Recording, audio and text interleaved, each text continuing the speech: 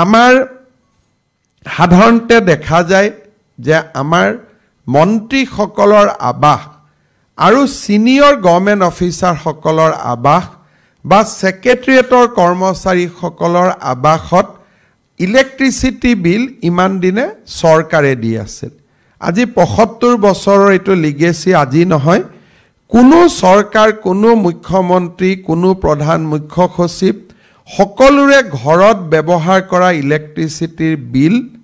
ৰাজ্য চৰকাৰে ইমান দিন বাজেটৰ পৰা দি আছিল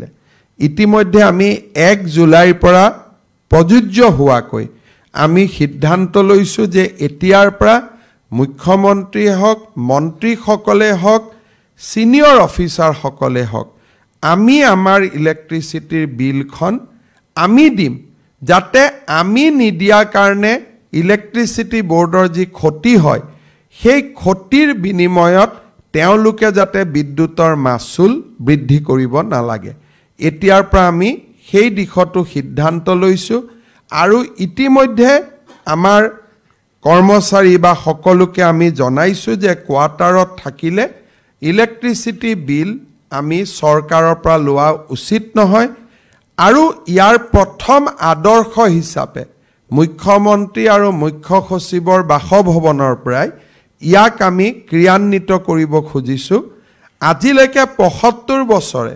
মোৰ আগত অসমৰ যিমান মুখ্যমন্ত্ৰী হ'ল বা ময়ো ৩টা বছৰ ইলেক্ট্ৰিচিটি বিল মই ফ্ৰী লৈ আছিলো মই নাজানিছিলো এদিন আলাপ আলোচনাত ফটক কৰি ওলালে যে ইয়াৰ বিলটো অমুক হেডৰ পৰা দিয়া হয় আমি নিৰ্দেশ কৰিছিলো এতিয়া মিটাৰ টিটাৰ তেওঁলোকে লগালে ১ জুলাইৰ পৰা আমি নিজৰ ঘৰৰ বিল আমি নিজে দিয়া আৰম্ভ কৰিম ইও আমাৰ ইলেক্ট্ৰিচিটি বোৰ্ডক